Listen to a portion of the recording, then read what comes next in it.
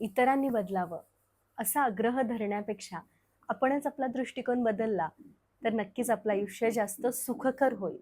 अनेक असे प्रसंग असतात ज्यामध्ये आपल्याला असं वाटतं की समोरचा व्यक्ती असा का वागतोय, त्यांनी बदललं पाहिजे.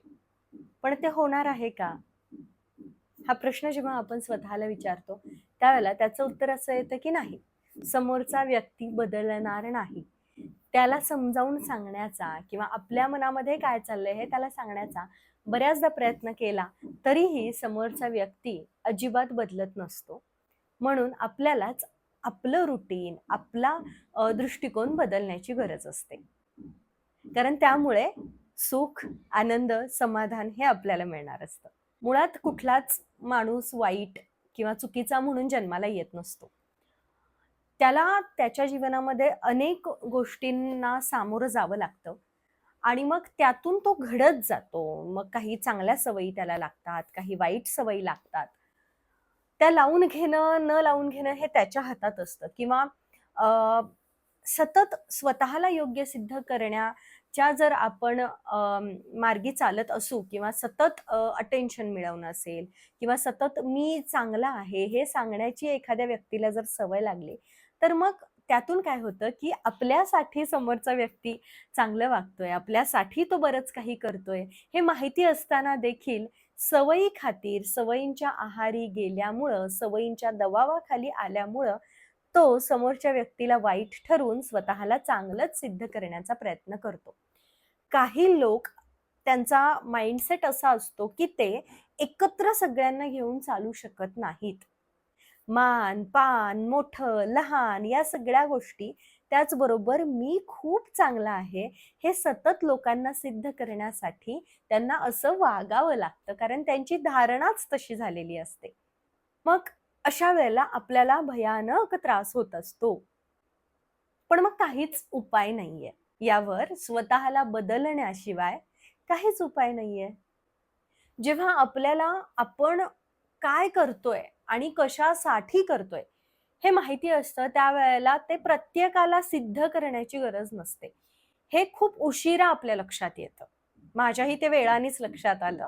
म्हणून आता तुम्हाला सांगते आहे, की आपण काय आहोत, आपण काय केलेलं आहे, आपण कसे आहोत, हे प्रत्येकच वेळी समोरच्या व्यक्तीला जाऊन सांगण्यात काहीच अर्थ नसतो.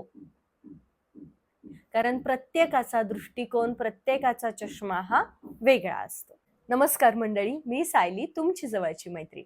मी काउन्सिलर आहे आणि स्वीकार माइंड केअरची सहसंस्थापिका. स्वीकार माइंड केअर क्लब या आपल्या ग्रुपमध्ये जर तुम्हाला सहभागी व्हायचं असेल, त्याचबरोबर जिथं मी माझे सगळे लेख शेअर करते, ह्या माझ्या ग्रुपमध्ये तुम्हाला सहभागी व्हायचं असेल, तर खाली मी कमेंट बॉक्समध्ये ग्रुपच्या लिंक देतीये. तुम्ही त्या ग्रुपच्या लिंकवरून आपल्या WhatsApp समूहाला अगदी मोफत जॉइन होऊ शकता. एक गोष्ट आपण लक्षात घेऊयात, की ह्या जगामध्ये कोणीच कोणाला समजून घेऊ शकत नाही. प्रत्येक जण प्रत्येकाच्या चुका शोधण्यामध्ये व्यस्त असतो. तुम्ही कितीही परफेक्ट वागण्याचा प्रयत्न करा, तुम्ही कितीही 100% देण्याचा प्रयत्न करा, तुम्ही कितीही समोरच्या प्रत्येक व्यक्तीचं मन सांभाळण्याचा प्रयत्न करा, तुम्हाला कधी ना कधी काही कारणांसाठी उगाचच दोष दिला जाईल. आणि अशा वेळेला आपल्याला असं वाटतं, की हा व्यक्ती बदलत का नाहीये? मी त्याच्यासाठी इतकं केलं, पण तरीही हा व्यक्ती असाच का करतोय? मी कितीही समजून घेतलं तरीही हा व्यक्ती असाच का वागतोय? तर याचं कारण एकच आहे. तर याच्या मागचं सोल्युशन एकच आहे. आपल्याला जे करायचं आहे ते आपण करायचं आहे. त्यावरून समोरचा व्यक्ती सुधारेल अशी अपेक्षा आपण करायची नाहीये, की समोरचा व्यक्ती बदलेल अशी अपेक्षा आपण नाही करायची. आपण फक्त आपला दृष्टिकोन योग्य ठेवून प्रत्येक घडणाऱ्या गोष्टीतून काही ना काहीतरी घेण्याचा, सकारात्मक शिकण्याचा प्रयत्न करायचा आहे. कितीही नकारात्मक गोष्ट आपल्यासोबत घडली असली तरीही त्यामध्ये 1% का होईना शिकवण असते. जी शिकवण घेतल्यामुळे आपल्याला पुढचे बरेचसे प्रॉब्लेम्स आहेत ते दूर करता येऊ शकतात. स्वतःचा दृष्टिकोन योग्य ठेवण्यासाठी, तो बदलण्यासाठी स्वतःवरती फक्त काम करण्याची गरज असते. सतत स्वतःला वेगवेगळ्या गोष्टींमध्ये व्यस्त ठेवण्याची गरज आहे. ज्या वेळेला आपण आपल्या समोर असलेल्या कामाला प्राधान्य देतो, ज्यावेळेला आपण आपला व्याप वाढवायला लागतो, त्यावेळेला त्यातून भलेही आपल्याला त्रास होईल, आपली दगदग होईल, आपली धावपळ होईल, पण ती जी धावपळ असते, दगदग असते, ती आपल्याला आवडायला लागते. कारण ते जे काम आपण करतोय ते खूप आवडीचं काम असतं किंवा तो जो व्याप आपण आपला वाढवतोय, त्यातून आपण घडत असतो, आपण शिकत असतो, 4 पैसे आपण कमवत असतो. पण जर आपण उगाचच बसून समोरच्या व्यक्तीच्या वागण्यावरून विचार करून स्वतःला त्रास करून घ्यायला लागलो, तर त्याला काहीच अर्थ नाहीये. बऱ्याचशा कार्यशाळा आम्ही घेतो, बरेचसे सेशन्स आम्ही घेतो. त्यातून नेहमी हे लक्षात येतं, की कितीही सांगायचा प्रयत्न केला, तरीही तुम्ही कुठे ना कुठेतरी चुकताय. तुम्ही समोरच्याकडून तीच अपेक्षा करताय. आम्हाला सेशनमध्ये बऱ्याचदा हे प्रश्न विचारले जातात, की "ताई, आम्ही सासूबाईंसाठी किती करतो, पण त्या अशा का करतात? त्या समजून का नाही घेत?" याचं सोल्युशन एकच आहे, की आपण समोरच्या व्यक्तीला बदलू शकत नाही. आपण फक्त आणि फक्त स्वतःला इतकं छान तयार करायचं आहे, इतकं छान स्वतःचं आयुष्य जगण्याचा प्रयत्न करायचा आहे, की तो आपल्याला त्या प्रयत्नांमध्येच आनंद मिळायला पाहिजे आणि आपण त्या प्रयत्नांमध्येच व्यस्त राहायला लागू.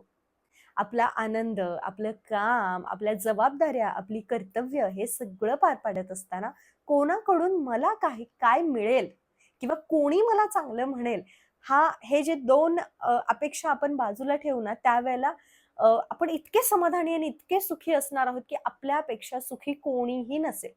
खूप त्रास होतो. कोणीतरी काहीतरी बोलतं पटकन मनाला लागेल असं, कोणीतरी उगाचच आपल्याबद्दल गैरसमज निर्माण करतं किंवा जे आपल्याकडे आहे ते पाहण्यापेक्षा आपल्याकडे काही नाहीये किंवा आपल्याला ते हवंय का नकोय याचा शोध घेण्यापेक्षा हे तुमच्याकडे नाहीये असं समजून स्वतःची धारणा तशी करून ते तुमच्यावरती ते थोपण्याचा प्रयत्न करतं, की एवढं सगळं करून काय उपयोग? तुमच्याकडे तर ही गोष्टच नाहीये. तर अशा अनेक गोष्टींना ना आपण दुर्लक्षित केलं पाहिजे.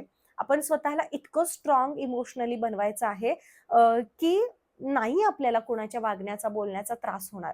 हो, हे लगेच होणार नाहीये. हे अजूनही होत नाहीये आपल्याकडून किंवा माझ्याकडूनही.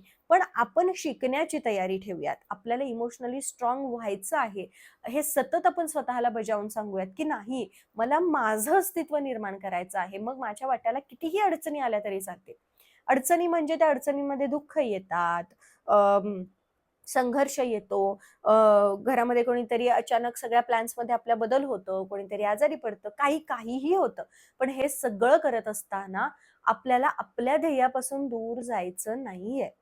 कितीतरी मोठमोठे लोक होऊन गेले. आपण बघतो, की अगदी म्हणजे अशीही उदाहरणं आहेत, की अगदी नाटक करत असताना किंवा एखादं शूटिंग चालू असताना घरातून फोन येतो अनेकांच्या आणि त्यांच्या जवळची व्यक्ती एक्सपायर होते. तरीही त्यांना तिथं त्यांचं 100% द्यावं लागतं किंवा अ, अनेक आर्मी, मिलिटरी मध्ये असणारे जे लोक आहेत, त्यांच्या घरी काय चाललेलं असतं त्यांना माहिती नसतं. त्यांच्या घरी नवा पाहुणा येणार असतो किंवा कोणीतरी अचानक त्यांना सोडून जातं. पण अशा वेळेला त्यांना काहीच करता येत नाही. त्यांना फक्त त्यांच्या भावनांवरती कंट्रोल ठेवावा लागतो आणि समोर असलेलं काम करावं लागतं. आणि म्हणून आपल्याला भावनेच्या भरात जाऊन स्वतःला त्रास होणारच आहे, मान्य आहे. पण त्या त्रासांमध्ये इतकंही गुरफटून जायचं नाहीये, की आपण आपलं एक वेगळं अस्तित्व आहे, आपलं एक वेगळं आयुष्य आहे याचा आपल्याला विसर पडेल. ओके. त्यामुळे प्लीज यातच न राहता आता आपण काय करूया, की आता आपण थोडं स्वतःकडे डोकावून बघूयात. इतरांकडनं ह्या 2 अपेक्षा सोडून देऊयात, की मला त्यांच्याकडून मदत मिळेल, मला त्यांच्याकडून काहीतरी मिळेल. मी न मागता, मी न सांगता समोरच्या व्यक्तीला कळेल, की त्यांनी आपल्यासाठी एवढं केलंय, तर आपण पण तिच्यासाठी करूयात. हे कोणालाही कळणार नाही. त्यामुळे तुम्ही सतत त्यांच्याकडून ते मागण्याचा विचार करू नका. उलट आपल्यालाच ते ऐकावं लागेल, की "अरे, त्यांनी आम्हाला सांगितलंच नाही, त्यांनी आम्हाला हक्काने विचारलंच नाही, मागितलंच नाही." पण समोरच्या व्यक्तीला हे कळत नसतं, की आपण त्यांच्यासाठी त्यांनी न मागता हक्काने अनेक गोष्टी केलेल्या असतात. तशा आपणही न मागता हक्काने काही गोष्टी करायच्या असतात. कारण प्रत्येकालाच मागून मिळवलेलं प्रेम किंवा मागून मिळवलेल्या वस्तू नको असतात. ज्यावेळेला त्या आपोआप समोरून येतात, त्यावेळेला आपण त्या प्रेमाने स्वीकारतोच. पण हे प्रत्येकच व्यक्तीला कळत नसतं. त्यामुळं प्रत्येकाचा दृष्टिकोन आपण बदलू शकणार नाहीये. त्यामुळे मैत्रिणींनो प्लीज, प्लीज, प्लीज तुमच्यासमोर मी आज हात जोडतीये. प्लीज तुम्ही तुमच्याकडे लक्ष द्या, तुम्ही तुमच्या कामावरती लक्ष द्या, तुम्ही तुमच्या जबाबदाऱ्या पूर्ण करा. भलेही तुम्हाला समोरून तुमचे अधिकार मिळोत, न मिळोत, प्रेम मिळोत, न मिळोत, आपण आपलं काम आपल्या परीने जेवढं होतंय तेवढं करत राहायचं आहे. आणि प्लीज व्हिडिओ बघून सोडून देऊ नका. यातून शिका. मी आज काय सांगितलेलं आहे ते करण्याचा, अंमलात आणण्याचा प्रयत्न करा. नक्की तुमचं आयुष्य समाधानाने आणि सुखाने बहरेल.